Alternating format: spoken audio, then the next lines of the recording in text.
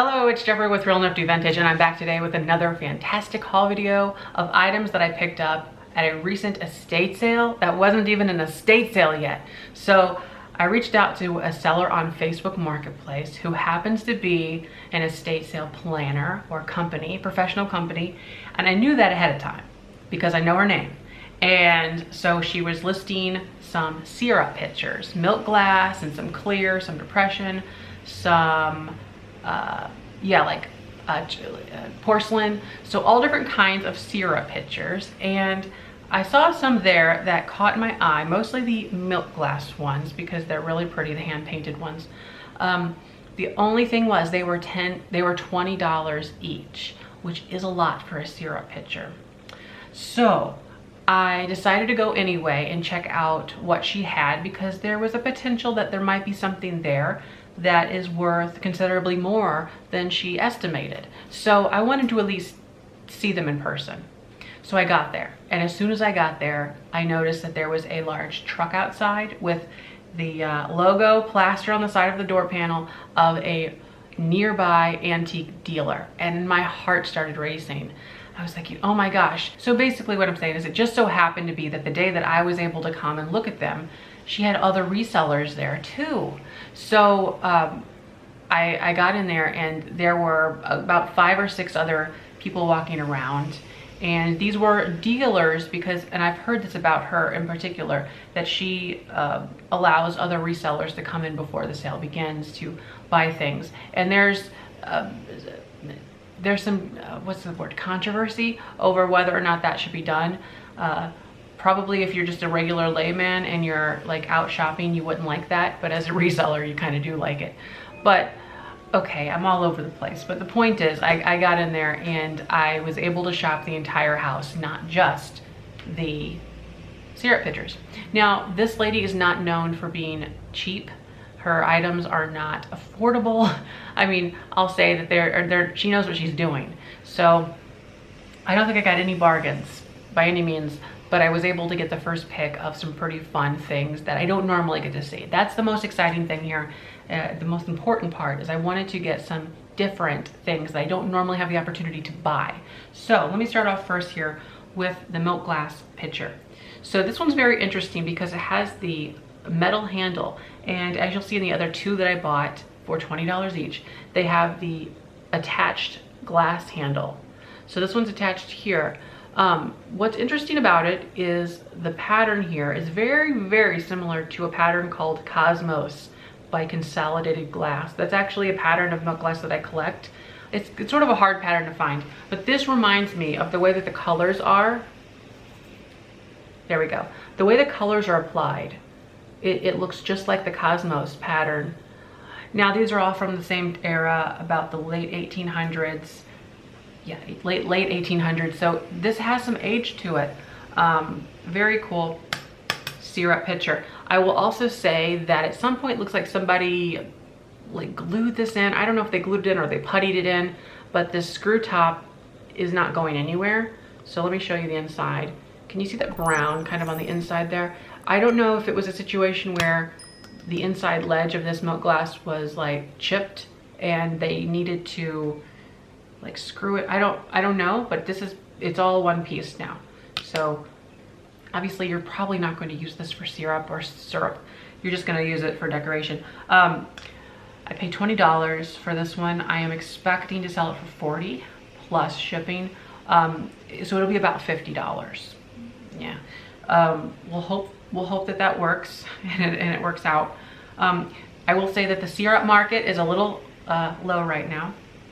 So that's okay. I wanted to try them out. That was the main thing. I just get excited about certain things sometimes and I just have to have them. So, you know, whether that's a problem, I don't know. It's because I'm learning and I get to see them and feel them and be hands-on firsthand.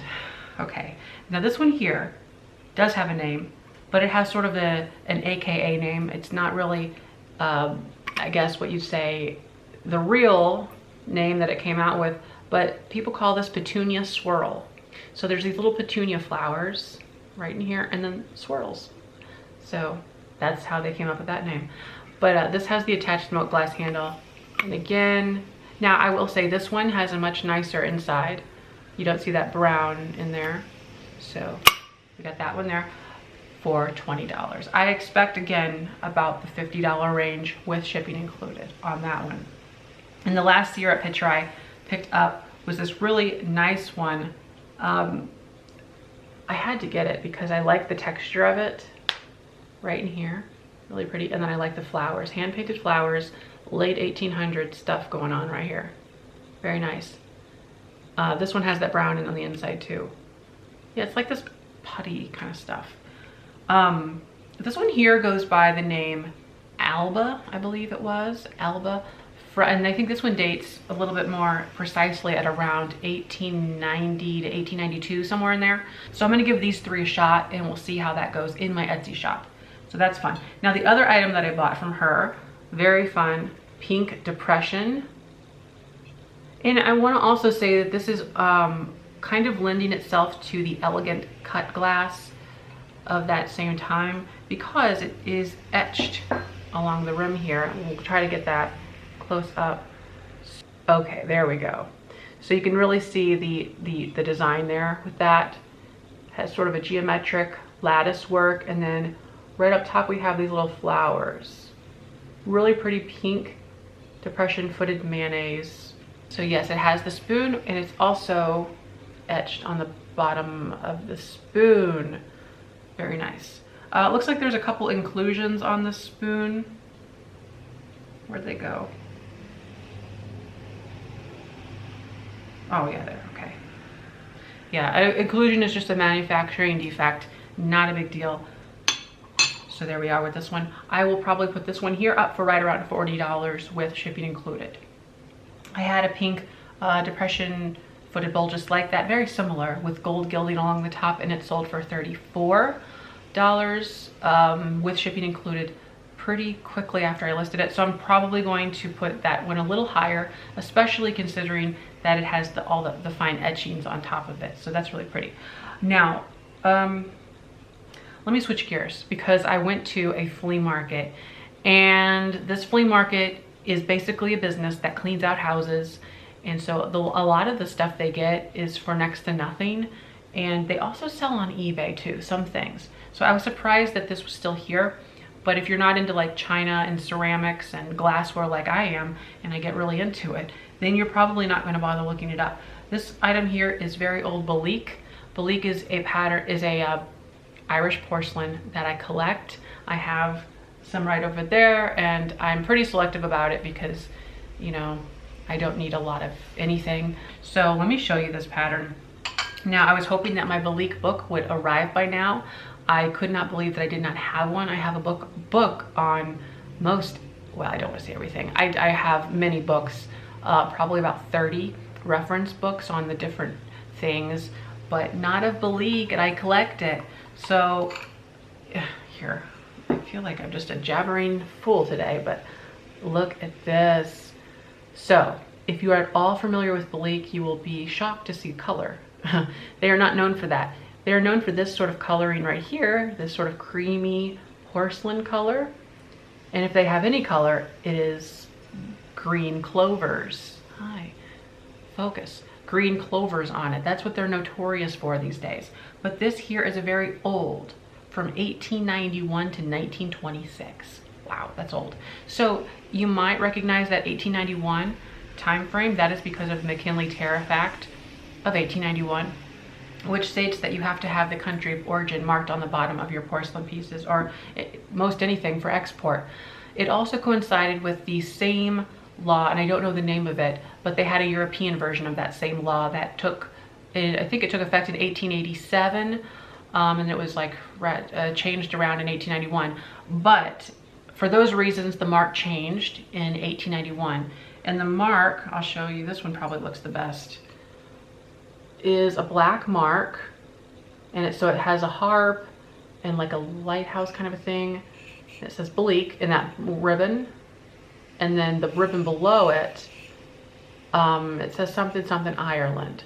So the Ireland part is what they needed to add. So that's what the second ribbon is. Before it just said Belleek underneath it. So what does that say? Oh, let me just show you. So it also came with this. This is the teapot. And I mentioned this on Facebook and on Instagram. If you're not on there, I have an account, so you can follow me on there. When I get my book, and if I can find out who the what the pattern is called or any other information out of the book, it should be in there. I think there's over 4,000 something or others in the book.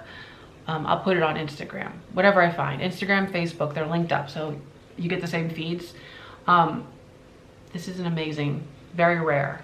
Okay, now I paid $5 for this. That's where I was starting to talk about how they might not have looked it up. It was $5.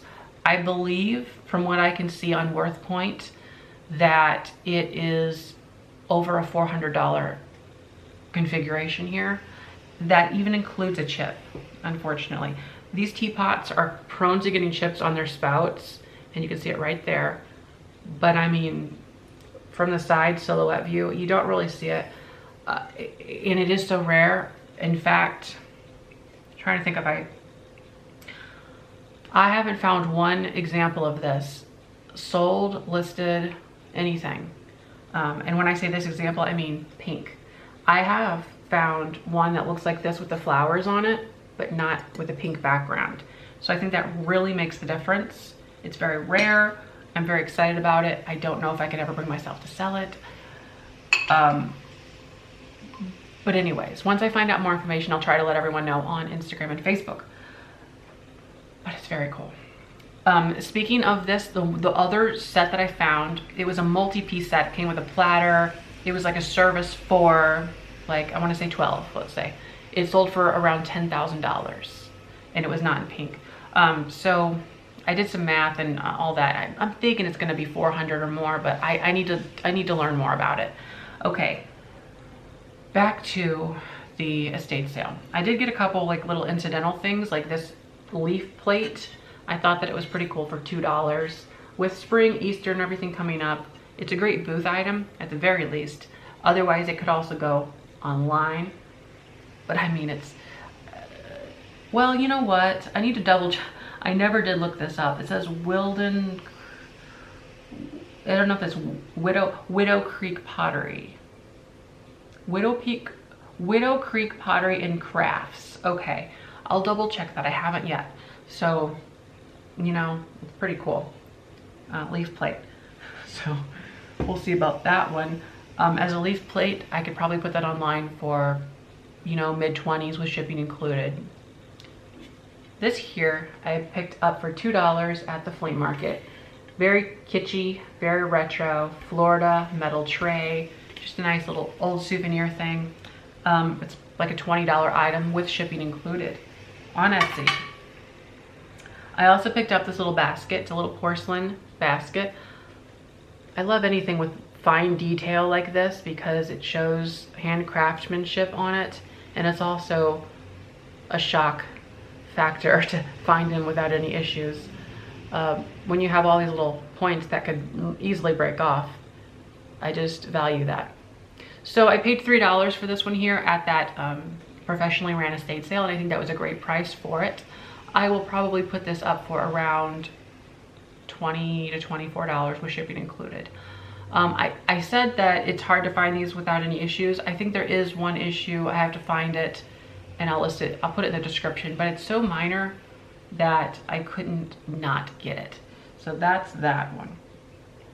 I did get this little bear because it is a Boyd's bear. It's not old. It's from 1990, but it is one of these opposable Boyd's bears. I just thought it was cute. I'll probably throw it up for like $20, shipping included. Very, very cute. And I know it's Boyd's bear because it has the tag, which helps. So yeah, Boyd's bears, they're collectible. They're neat. This was, this was, I think $2. It was either $1 or $2. I think it was $2. What a great price. Okay, I'm back. I had to reset the camera. It wants to like stop recording after so long. It gets tired of me. I understand. So this here is an owl by Andrea by Sadiq, and it is 2 white owls on a tree stump. This was also at the estate sale, and I paid, I think it was $5. Anytime I can get Andrea by Sadiq figurines, I tend to buy them, even though I just did a whole bunch. I had a 2-part owl extravaganza. So we've got this one right here. Nice detail on it, really pretty. I'll probably put this up for around 30 with shipping included. It does have a little weight to it. And there is 1 chip. And I knew that when I bought it, but it is so minor. I'll show you it if I can. It's on the ear. Right, let's see. Well, I mean, it's on this ear. Can we see that? I hope you can. But yeah, it's not a huge deal because it's a white owl and it's a white chip. So okay, so that's that one. Oh, at the end of this haul, which is already going to be long enough, I'm going to do a unbagging. I have a mystery bag. I already did 1 mystery bag unbagging on yesterday's video the day that I bought it. But first we have this Redwing pottery vase. Really interesting. Again, it's something I've never bought before, so I went ahead and bought it for $10. It says Redwing on the bottom, 1202. So I've never purchased any Redwing before, but their crocks are very desirable. And for $10, I thought it was sort of an interesting vase. I don't know if it's terribly old. That's not necessarily the point, but it does carry the name and has some fun bunch of color on the inside.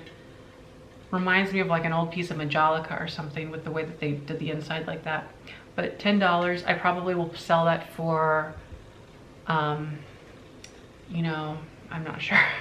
That it has some weight to it, so it's probably going to be between $30 and $40 with shipping included. But I'll have to double check the weight so I don't get screwed over on the shipping. Let's go ahead and unbag this bag. Okay, here we go. So the first thing up we have is another owl. I am really tired of looking at owls. So that'll probably go in the booth. There are some minor chips here and there. I could put like $2 on it and hopefully that'll sell here locally in the booth. Then we've got, oh boy, another owl. Imagine that. So this one here is marked Price Products Japan, or no, Taiwan in this case. Again, the booth for that owl. Oh boy. Oh, I feel like I need more owls. So this one here is a nice clear one and it is Avon. So that one will probably go locally in the booth. It's missing its little googly eyes or something. So I'll work on that. Here we have an Easter bunny made in Taiwan, Republic of China. That's kind of cute, huh? Can we get the focus to work on these? There. Yeah, very cute. Like a McDonald's toy. Here we have a clown. It is marked, interestingly. What does it say? Oh, George Good. I've heard of George. Huh, I'll have to look this guy up, see if it's doing anything online. George Good. Okay, here we have, oh, that's cute.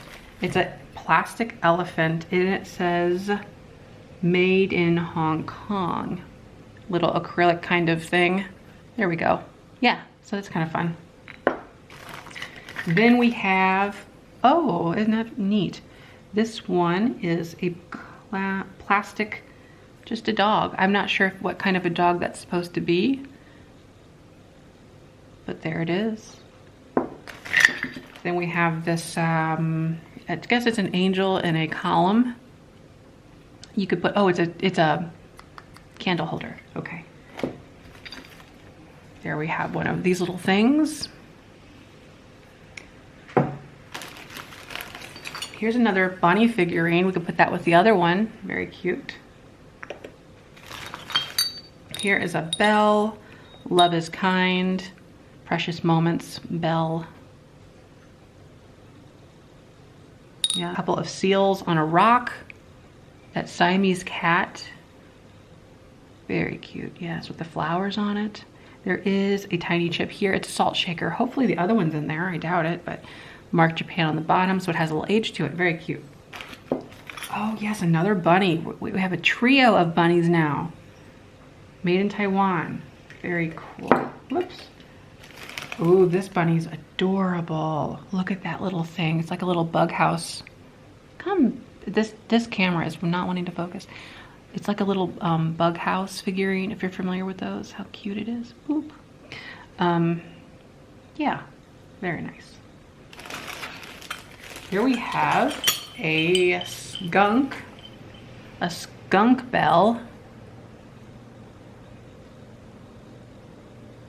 I am battling in this focus. There we go, a skunk bell.